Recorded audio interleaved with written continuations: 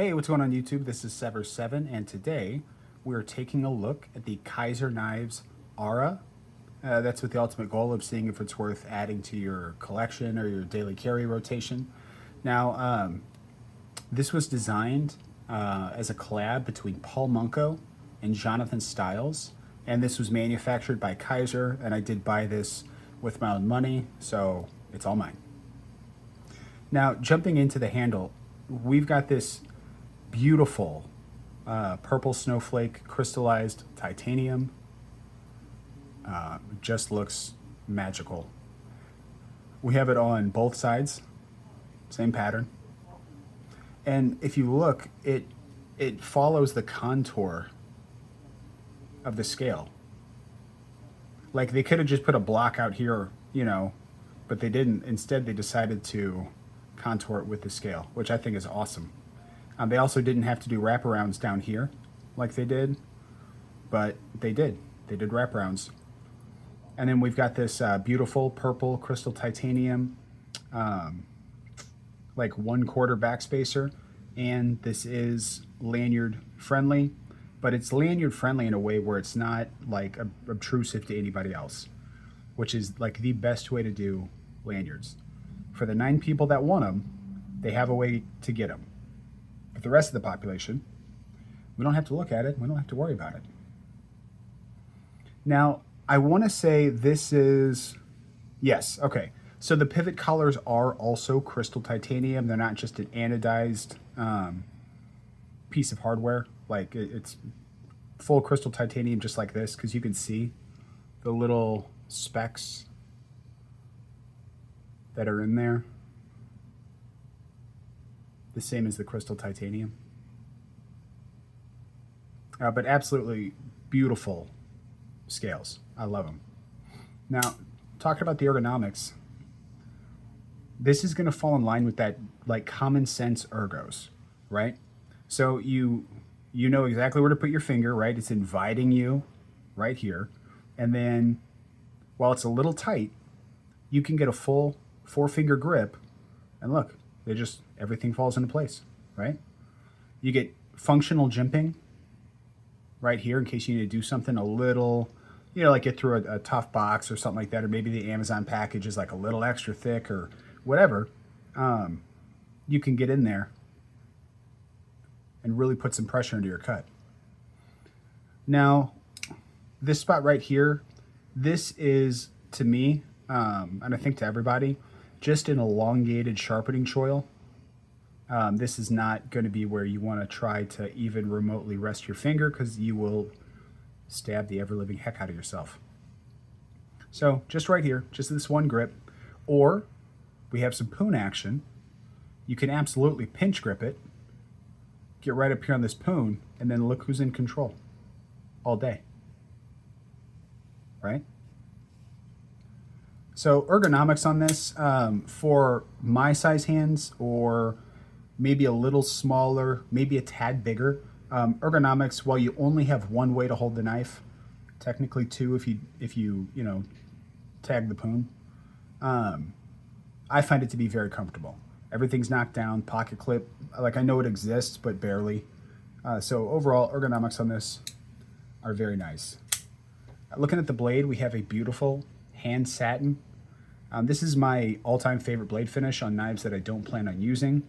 In this case, I will use this knife more consistently than I do some of my other hand satins, but I mean, just look at it. We've got hand satin for the entire blade. We even have hand satin down here, up here, and then the only place it switches is right up here on the swedge, this little poon.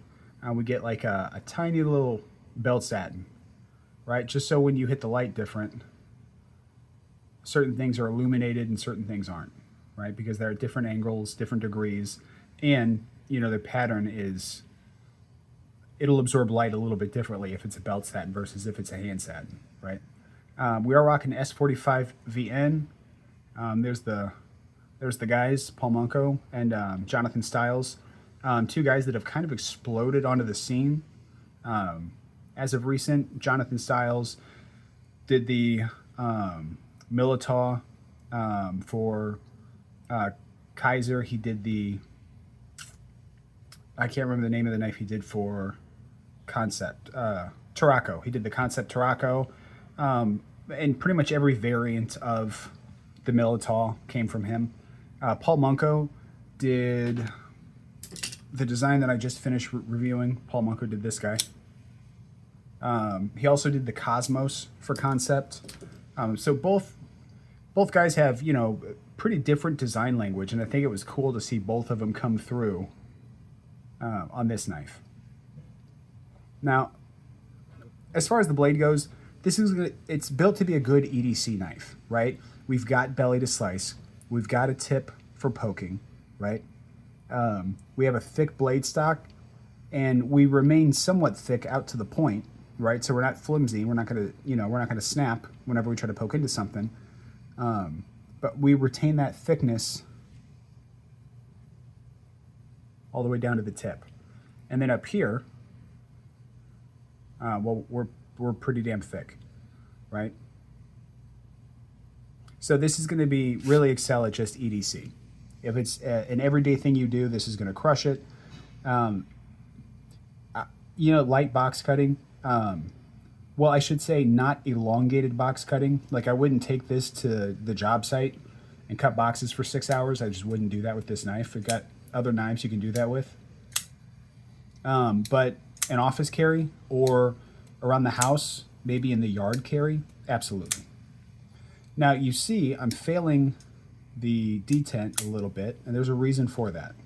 Now, this is important, so pay attention, because this is going to make or break the knife for you. While this knife has only one mode of deployment, right? It's just the window, and I don't mind that. This requires a little extra dexterity, right? It doesn't just fall into your, like, it's not like this guy, right? Where you can just, you have plenty of room, go in there and snap it up. You don't have to be super dexterous or coordinated or anything like that. With the Ara, however, it's a bit of a tight fit. What's helped me is using the fat of my finger and not my nail. Because if I try to flick with my nail, I have to really bury myself in there. If I use the fat of my finger, though, I can just kind of run up on it, flick it, and I'm good. So I've grown to like the action. It took me a few hours of flicking it, and now if I miss it, it's just because I wasn't paying attention to it. Now that I've gotten it, though, the detent is super crisp. Listen to these acoustics.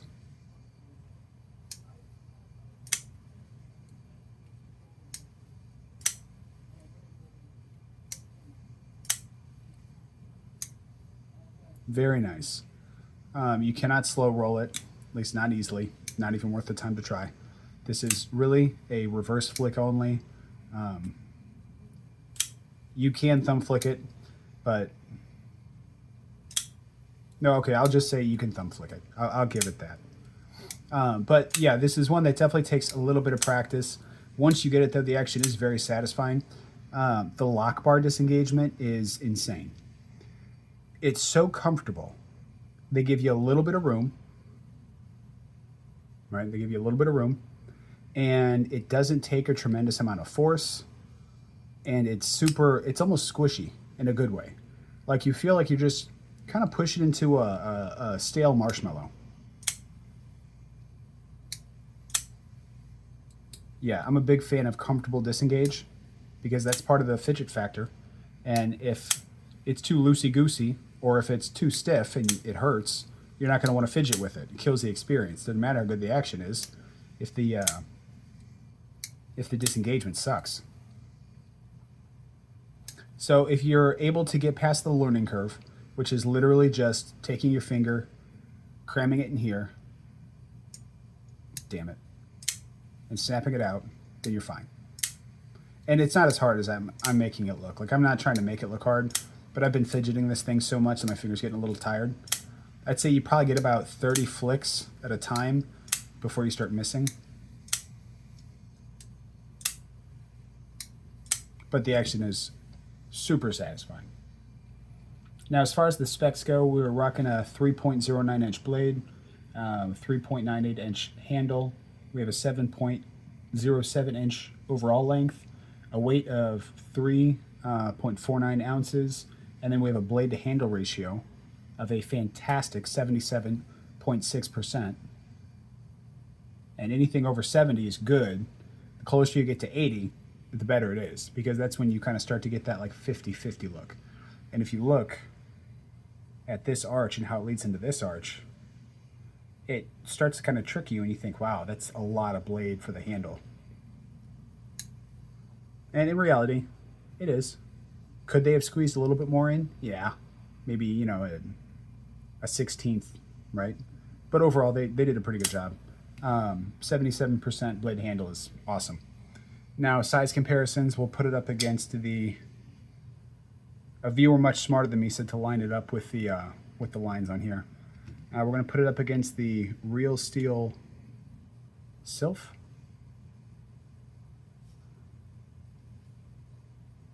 Might help if I straighten that guy out.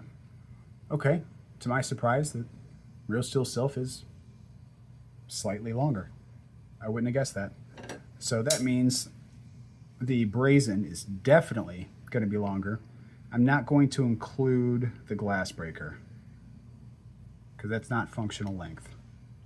Yeah, Civiva Brazen does a pretty darn good job of dwarfing the Kizer. And let's try one more.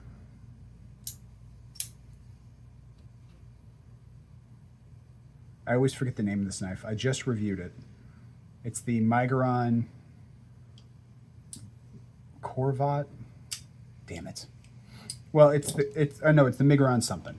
But we can see that this Migron gets dwarfed by the Kizer Ara. So, you know, from big to small, let me actually bring this guy back out here. You can kind of see what you're working with. I would consider this fifth pocket, right? I would not consider the Ara fifth pocket. I would consider this a sizable EDC, so you can kind of see where you're landing.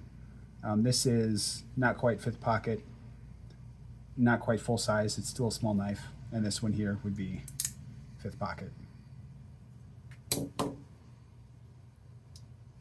So final thoughts.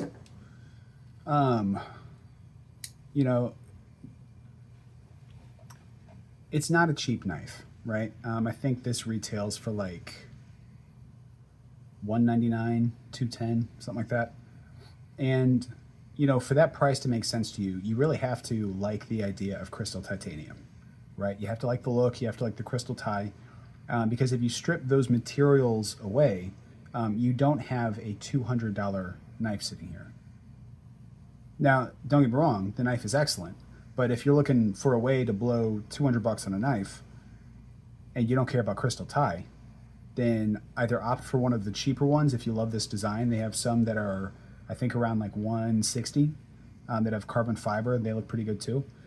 Or go get something like, if you want something that's pure function, or maybe something that's a little more aggressive. Kizer has a ton of knives in their lineup, like the Kizer. What was the name of the one that had the huge blade? It looked like a kind of like American Knives Ultimatum. I can't remember. But you know, they also have more practical things like the Drop Bear. They're doing a bunch of top liner locks now. You know, so I mean, if you're looking for practicality, Kizer has that in spades. If you're looking for a design like this with a good EDC blade, with a streamlined and simple handle style, while also being adorned with snowflake crystal titanium, then yeah, this knife rocks. I mean, because it does all the basic things well. And once you get used to the action's fantastic. I am going to keep this knife in my collection. I enjoy it enough. The learning curve of the reverse flick is kind of annoying, but it is what it is. But I would say this knife is recommendable to people who are in love with the aesthetic, right? Because this doesn't do anything better than any other knife in its price point, right? Like the S45 Vienna is cool, but this thing isn't like moving and shaking nothing. This is going to be basically $165 knife with, roughly $35 upcharge for materials. Now, aesthetics are super important to me. You guys see me on my YouTube shorts, you guys see me on the gram. I love busting out real pretty stuff. So for me, it was kind of a no-brainer. I would have bought the Damascus one instead, but it was completely sold out. So, it is what it is. I knew that was going to sell out fast, but I'm very happy with this one and the hand satin. I also really like the Tiffany blue one. That one looks hot. I don't care for the gold flake carbon fiber, which they also have, but if you like the general look of the knife, you can get titanium and carbon fiber for like I was saying, I think like $160. And that's not factoring in any affiliate code that'll drop 10% or any sale they have that'll drop. They do sales every single month. Don't pay sticker price for this or any of their knives. You don't have to. But it's a super eye-catching knife. Doesn't sacrifice a ton of utility. And even if you scratch this up, there's just going to be more crystal tie underneath. So, all right, tell me, what do you guys think? Is this something you would daily carry? Is this something you would add to your collection? Or did this just completely miss the mark for you? Whatever the answer is, tell me down below in the comments. Please like, subscribe, and follow me on Instagram at SEVRSEVN, and TikTok at the same handle. You guys have been amazing. I love the support. All the comments, all the shares and likes and stuff like that have been tremendous. We're not exploding in growth, but the growth is steady and consistent, right? We don't have a bunch of people unsubscribing. We don't have a bunch of people that are like, like bots that fell out or anything like that. Like, you guys are crushing it. That's both inspiring and appreciated. So I hope you guys have an amazing rest of your day. Until the next time, peace.